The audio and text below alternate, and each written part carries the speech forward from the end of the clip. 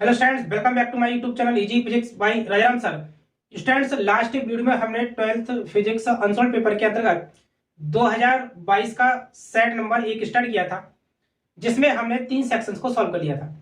आज की इस वीडियो में हम क्वेश्चन नंबर 4 और 5 के सभी क्वेश्चंस को सॉल्व करेंगे। स्टूडेंट्स, अगर आप चैनल पर पहली बार हैं तो चैनल को सब्सक्राइब कीजिए और बेल आइकन को प्रेस कर लीजिए। स्टूडेंट्स, स्टार्ट करते हैं आज की वीडियो। क्वेश्चन नंबर 4 का प्रकाश तरंगों के व्यतिकरण से आप क्या समझते हैं? व्यतिकरण की शर्तें लिखिए। ठीक है, प्रकाश तरंगों के व्यतिकरण। ठीक है, प्रकाश तरंगों का व्यतिकरण। क्वेश्चन नंबर 4 का प्रकाश तरंगों का व्यतिकरण क्या होता है? प्रकाश तरंगों का व्यतिकरण, जब किसी माध्यम में एक ही आवृत्ति की दो तरंगें एक साथ चलती हैं तो इनके परस्पर अध्यारोपण से माध्यम के कुछ बिंदुओं पर तीव्रता अधिकतम तथा कुछ बिंदुओं पर तीव्रता न्यूनतम होती है। इस घटना को प्रकाश का व्यतिकरण कहते हैं। ठीक है ना? जब किसी माध्यम में एक ही आवृत्ति की दो तरंगें एक साथ चलती हैं तो इनके अध्यारोपण से माध्यम के कुछ बिंदुओं पर तीव्रता अधिकतम हो जाती है और कुछ बिंदुओं पर तीव्रता न्यूनतम हो जाती है। इस घटना को क्या बोलते हैं? प्रकाश का व्यतिकरण। ठीक है, व्यतिकरण की शर्तें। ठीक है, व्यतिकरण की शर्तें इसमें पूछिए तो इसमें नंबर 1, पहली शर्त ये होनी चाहिए कि दोनों तरंगों के प्रकाश स्रोतों की दूरी बहुत ही कम होनी चाहिए। ठीक है, जिन दो प्रकाश स्रोतों से प्रकाश निकलेगा वहां से जो प्रकाश स्रोत है उनकी बीच की जो दूरी है वो बहुत ही कम होनी चाहिए। नंबर 2, दोनों तरंगों की आवृत्तियां तथा तरंग दैर्ध्य बराबर होनी चाहिए। ठीक है ना? उनकी जो फ्रीक्वेंसी जो है वो और वेवलेंथ जो दोनों कैसी होनी चाहिए? वो बराबर होनी चाहिए। दोनों तरंगों के आयाम बराबर होने चाहिए। ठीक है, उनको जो एम्पलीट्यूड है वो भी क्या होना चाहिए? बराबर, दोनों तरंगों के आयाम। ठीक, इसके बाद नेक्स्ट क्वेश्चन नंबर 4 खा, एक प्रसारण केंद्र से 300 मीटर तरंग दैर्ध्य वाली तरंग प्रसारित की जाती है। एक 2.4 माइक्रोफैराड धारिता वाला एक संधारित्र उपलब्ध है। न्यूनतम परिपथ के लिए आवश्यक कुंडली के प्रेरकत्व का परिकलन कीजिए। ठीक है, क्वेश्चन नंबर 4 खा, इसमें दे रखा है एक प्रसारण केंद्र से 300 मीटर तरंग दैर्ध्य, तो तरंग दैर्ध्य लैम्डा का मान दे रखा है आपका 300 मीटर। ठीक है, एक 2.4 माइक्रोफैराड धारिता, संधारित्र की धारिता दे रखी है C बराबर 2.4 माइक्रोफैराड। इसको चेंज करेंगे फैराड में तो 10 की पावर -6 से क्या करेंगे? गुणा कर देंगे। इसमें 2.4 गुणा 10 की पावर -6 फैराड। इसके बाद नेक्स्ट इसमें पूछा क्या है? इसमें आवश्यक कुंडली के लिए प्रेरकत्व L हमें क्या करना है? फाइंड करना है। ठीक है, हम जानते हैं कि F बराबर क्या होता है? C upon lambda. ठीक है, F बराबर C अपॉन लैम्डा। C यहाँ पर क्या है? C प्रकाश की चाल है। ठीक है ना? यहाँ पर C आपकी धारिता दे रखी है, लेकिन यहाँ पर जो C है वो क्या है? प्रकाश की चाल। 3 गुणा 10 की पावर 8 अपॉन में लैम्डा क्या है? लैम्डा आपका क्या रहेगा? 300। सॉल्व करेंगे 300 को ले सकते हैं 3 गुणा 10 की पावर 2, 3 से 3 कैंसिल करेंगे, 3 एकम 3, तो 1 गुणा 10 की पावर 2 को ऊपर ले जाएंगे अंश में, तो 8 में से 2 घटाएंगे तो कितना बचेगा? 1 गुणा 10 की पावर 6। एफ का मान ये आपका आ जाएगा। नाउ हम जानते हैं सूत्र एफ बराबर क्या होता है? 1/2 pi under root L C. ठीक है, दोनों का क्या करेंगे? दोनों का वर्क करेंगे तो यहां से क्या हो जाएगा? एफ स्क्वायर 1 अपॉन ये 2 का वर्क कितना हो जाएगा? 4 और पाई तो पाई स्क्वायर, और वर्क करेंगे तो जो एलसी है ये क्या रूट के अंदर है। ठीक है, तो यहां से क्या हो जाएगा? करनी में से ये निकल जाएगा। ठीक है, तो करनी हट जाएगा यहां से, तो क्या हो जाएगा? LC 4 pi square LC. Now L का मान यहां से फाइंड करेंगे तो एल बराबर 1 अपॉन एफ स्क्वायर आपका यहां बचेगा। ठीक है, 4 pi square F square into C. Now इसके बाद क्या करेंगे? एल बराबर यहां पर 1/4 इंटू 3.14 पाई का मान। ठीक है, 3.14, और इसका क्या करेंगे हम? स्क्वायर। ठीक है ना? Into F into 10 to F का मान कितना? 1 गुणा 10 की पावर 6, इसका भी क्या करेंगे? वर्ग इंटू सी का मान 2.4 गुणा 10 की पावर -6। ठीक है, यहां से 4 इंटू 3.14 का स्क्वायर आपका आएगा 9.86 इंटू ये आपका कितना मिल जाएगा? 2.4, एक का वर्ग एक ही रहेगा, और यहाँ पे 6 गुणा 6 दूनी 12, 12 पावर प्लस में और ये माइनस में 6, 12 में से 6 घटाएंगे तो कितना बचेगा? प्लस में 6, और प्लस की 6 पावर जाएगी ऊपर अंश में, तो क्या हो जाएगा? 10 की पावर -6। ठीक है ना? यहाँ पर आपका 4 इंटू 9.86 इंटू 2.4, तीनों की जब मल्टीप्लाई करेंगे तो क्या मिलेगा आपको, यहां से आपको मिलेगा 10⁻⁻6 अपॉन 94.656, ठीक है ना। नाउ हमने क्या किया कि 100 है ना, 100 गुणा 10 की पावर, यहाँ पे 100 से गुणा कर दी और यहाँ पे क्या 10 की पावर माइनस में 8, 94.65 से 100 को जब कैंसिल करेंगे तो आपको मिलेगा 1.056 इंटू 10⁻⁻8, और ये आपका किस में आएगा, हेनरी, ठीक है ना। एल बराबर आपको मिल जाएगा 1.056 गुणा 10 की पावर -8 हेनरी, ठीक है। ये था क्वेश्चन नंबर 4 का। नाउ नेक्स्ट क्वेश्चन नंबर 4 का विद्युत संबंधी किरचॉफ के नियम लिखिए, ठीक है ना, किरचॉफ के नियम। तो स्टूडेंट्स ये विद्युत संबंधी किरचॉफ के नियम हम 2023 के सेट नंबर 1 में हमने इसको करा दिया है, आप इसकी वीडियो नंबर 4 को वॉच कर सकते हैं, ठीक है ना। इसके बाद नेक्स्ट क्वेश्चन, एल लंबाई के तांबे के क्षण बी तीव्रता के एक समान चुंबकीय क्षेत्र में ओमेगा वेग से एक से के परता घूर्णन कर रही है। तो ये वाला भी जो क्वेश्चन है 4 का घा क्वेश्चन, इस क्वेश्चन को भी हमने सेट नंबर 2 के वीडियो नंबर 2 में इसको करा दिया, सन 2023 के सेट नंबर 2 में, जिसका वीडियो नंबर 2 आप वहां से बात करेंगे तो आपको क्वेश्चन वहां से आप मिल जाएगा, ठीक है ना।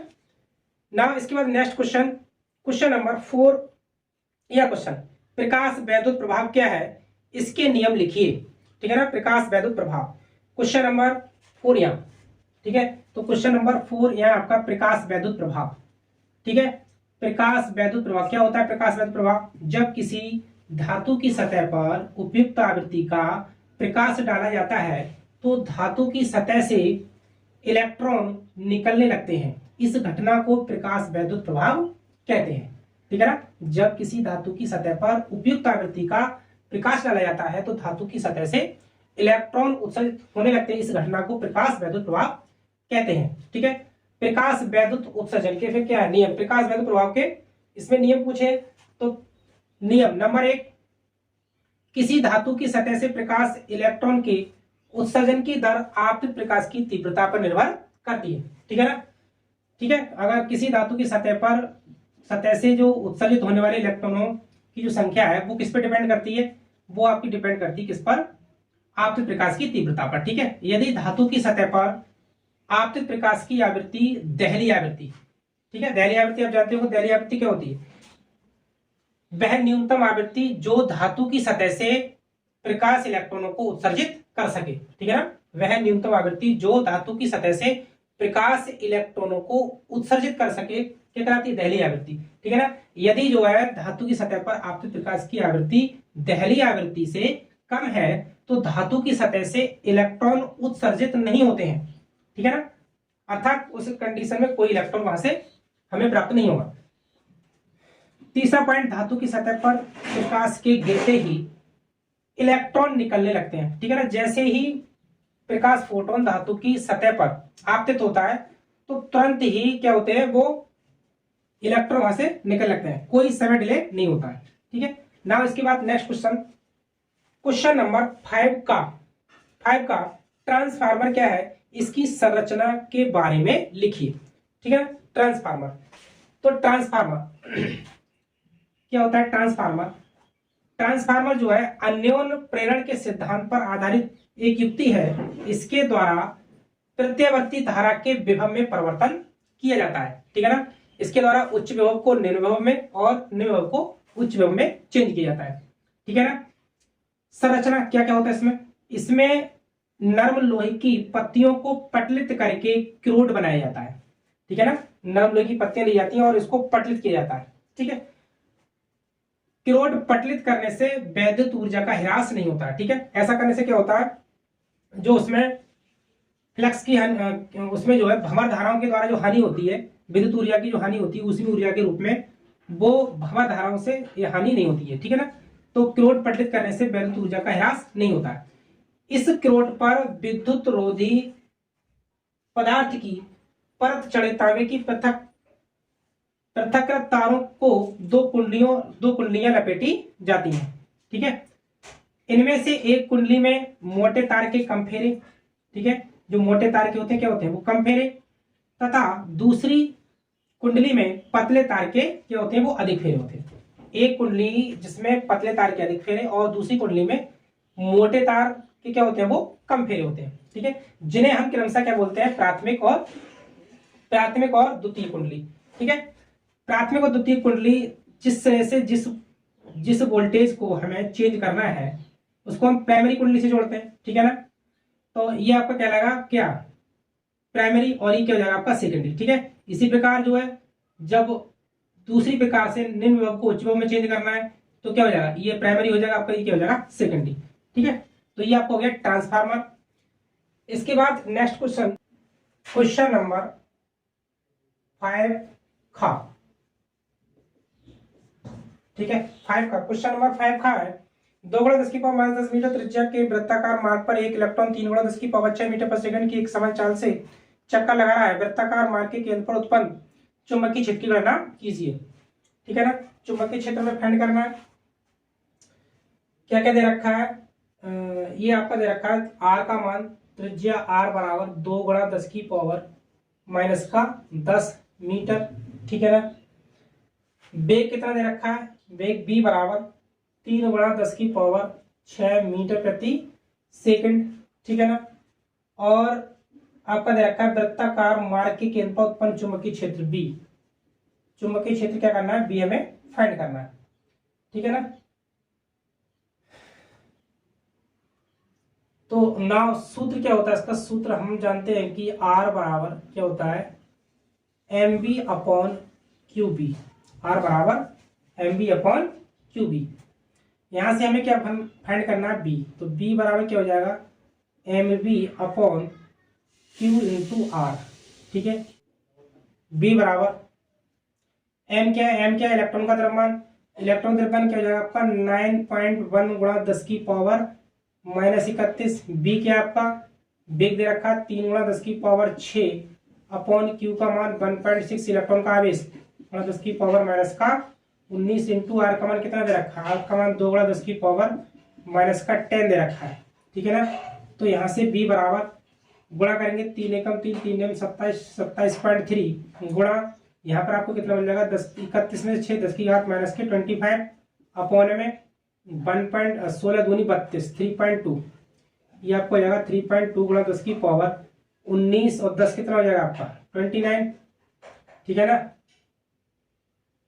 तो बी बराबर पॉइंट से पॉइंट कैंसिल हो जाएगा।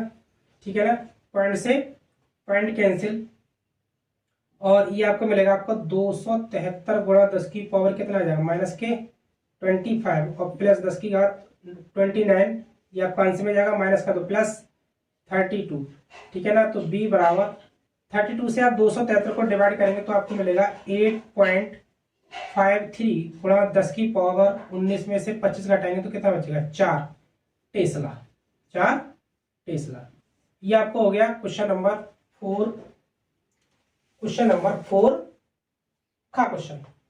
इसके बाद नाउ नेक्स्ट क्वेश्चन नंबर 5 का गा क्वेश्चन। ठीक है ना, एक अपवर्तनी खगोलीय दूरदर्शी में प्रतिबिंब का बनना स्वच्छ किरण आरेख बनाकर समझाइए। ठीक है ना, स्वच्छ किरण आरेख बनाकर समझाइए। तो इसमें क्या है, खगोलीय अपवर्ती दूरदर्शी। क्वेश्चन नंबर 5 गा खगोलीय अपवर्ती दूरदर्शी। ठीक है ना, इसका जो किरण आरेख है आपको स्क्रीन पे दिखाई दे रहा होगा। प्रस्तुत चित्र में एक खगोलीय अपवर्ती दूरदर्शी को दर्शाया गया है जिसमें अवदृश्यक O तथा नेत्रिका E है। जिस दूर स्थित वस्तु को देखना होता है उस ओर अवदृश्यक O को रखते हैं। ठीक है, वस्तु से चलने वाली समांतर किरणें लेंस O से अपवर्तित होकर द्वितीय फोकस F पर वास्तविक उल्टा एवं वस्तु से छोटा प्रतिबिंब बनाती हैं। ठीक है ना, वस्तु से चलने वाली जो समांतर किरणें हैं वो लेंस O से अपवर्तित होकर द्वितीय फोकस FO पर वास्तविक उल्टा और वस्तु से छोटा प्रतिबिंब बनाती हैं। ये जो प्रतिबिंब है वो नेत्रिका के लिए वस्तु का कार्य करता है।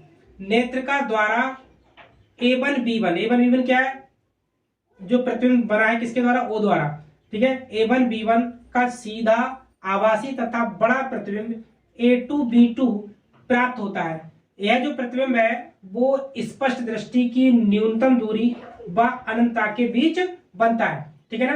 ये जो प्रतिबिंब है स्पष्ट दृष्टि की न्यूनतम दूरी व अनंतता के बीच में प्राप्त होता है, ठीक है ना। तो ये होता है आपका खगोलीय अपवर्ती दूरदर्शी। इसके बाद now next question, question number 5 घा। क्वेश्चन नंबर 5 घा है, एक इलेक्ट्रॉन 500 वोल्ट के विभवांतर से त्वरित किया जाता है, वह कितनी चाल प्राप्त कर लेगा, ठीक है ना, वह कितनी चाल प्राप्त कर लेगा।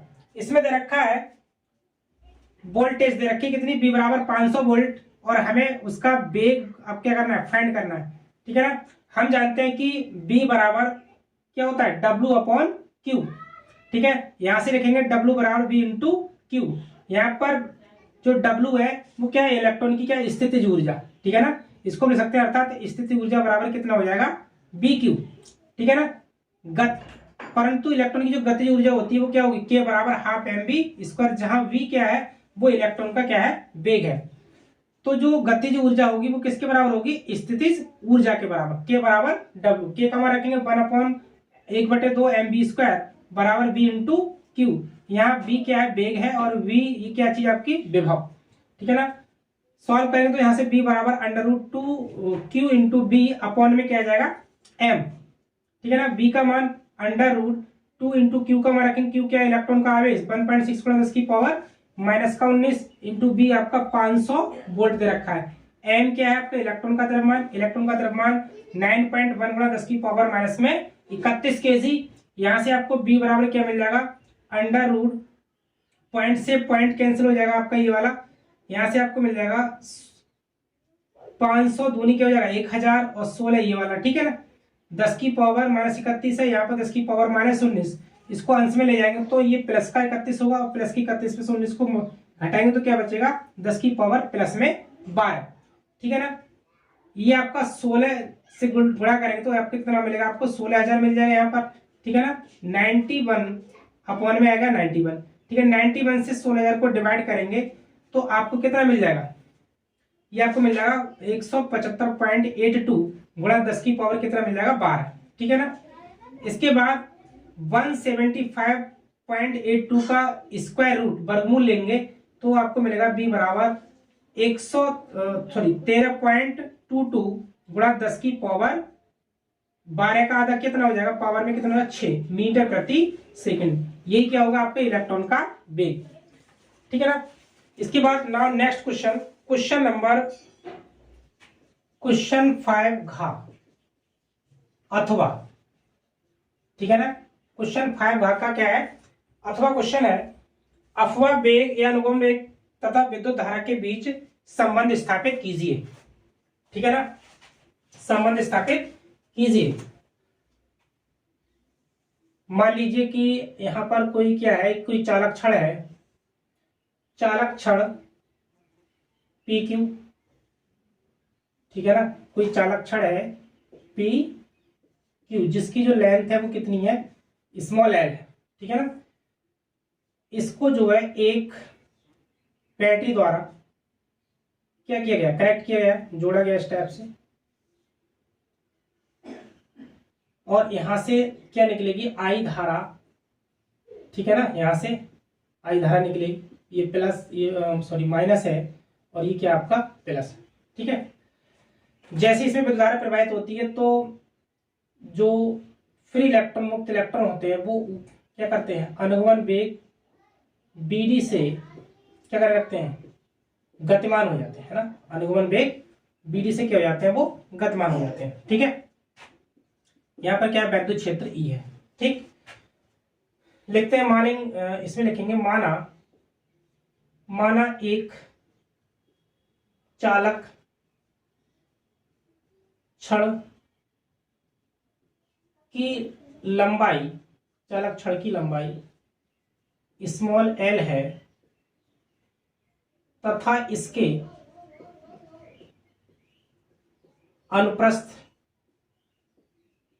अनुप्रस्थ काट का क्षेत्रफल इसके अनुप्रस्थ काट का क्षेत्रफल क्या है?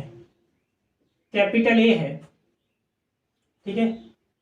इसके प्रति एकांक आयतन में, इसके प्रति एकांक आयतन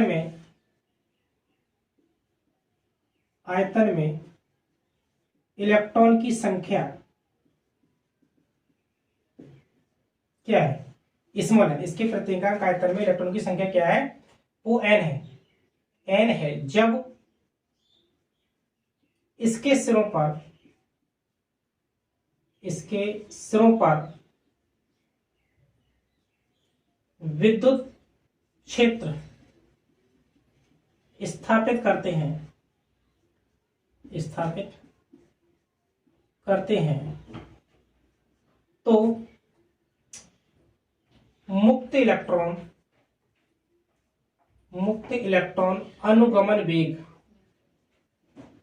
अनुगमन वेग vd से गति करने लगते हैं।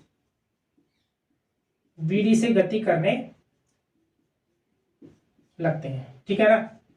जैसे ही वैद्युत क्षेत्र स्थापित किया जाता है तो इसमें जो उपस्थित इलेक्ट्रॉन्स हैं चालक में, वो अनुगमन वेग vd से क्या करने लगते हैं? वो गति करने लगते हैं, ठीक है ना।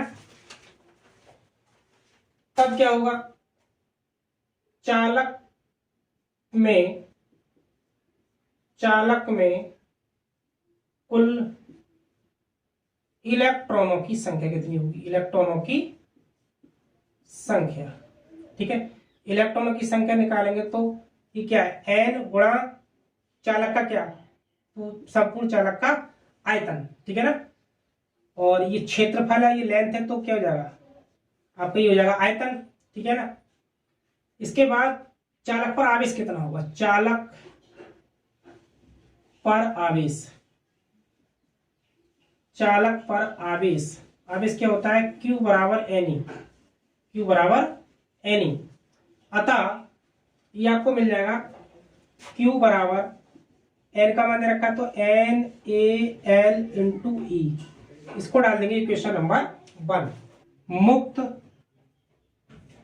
इलेक्ट्रॉनों द्वारा चालक छड़ को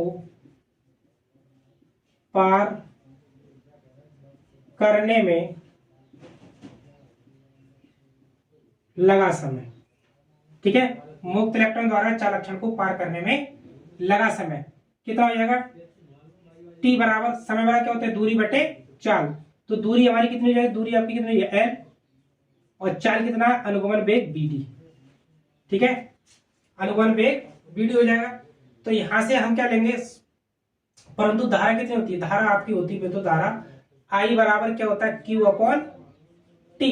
Q का मान रखेंगे, Q बराबर क्या है? NaLe अपॉन में T का मान क्या है? L अपॉन BD, ठीक है ना। यहां से L का L क्या हो जाएगा आपका? कैंसिल हो जाएगा, बराबर BD। तो यहां से क्या मिल जाएगा आपको? यहां से आपको मिल जाएगा I बराबर NeaBD। I बराबर NeaBD।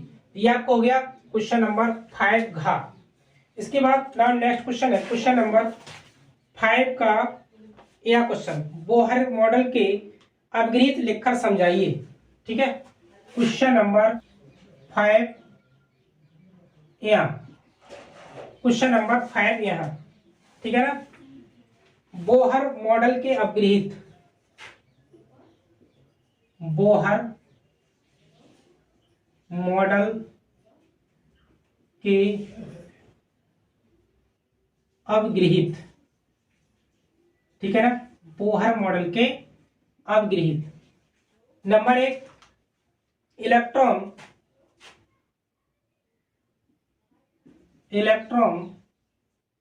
नाभिक के चारों ओर केवल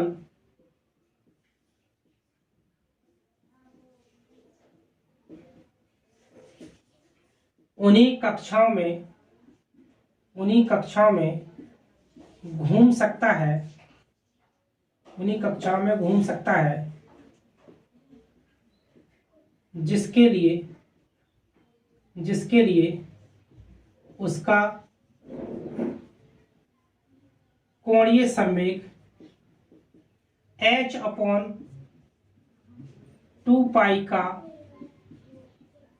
पूर्ण गुणज होता है। h/2 का पूर्ण गुणज होता है। ठीक है ना। इसके बाद नंबर 2, स्थायी कक्षाओं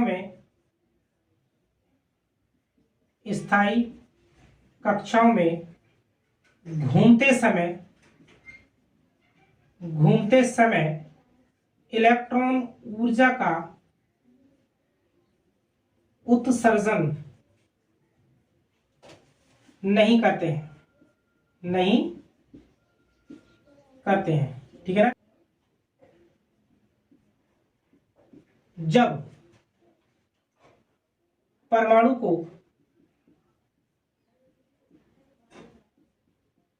बाहर से ऊर्जा मिलती है तो वह उच्चतम कक्षा में चला जाता है। जहां मात्र 10⁻⁸ सेकंड तक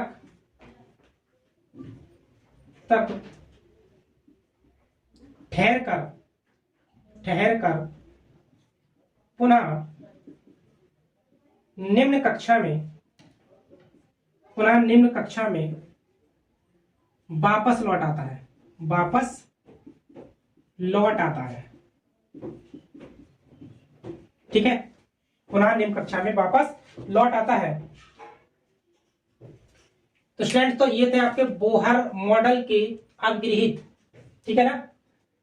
ये था आपका क्वेश्चन नंबर 5 यहाँ। तो स्टूडेंट्स, आज की वीडियो को यहीं समाप्त करते हैं। मिलते हैं नेक्स्ट वीडियो में। वीडियो आपको पसंद आया हो तो लाइक कीजिए और वीडियो को शेयर कर दीजिए। Thank you so much for watching this video.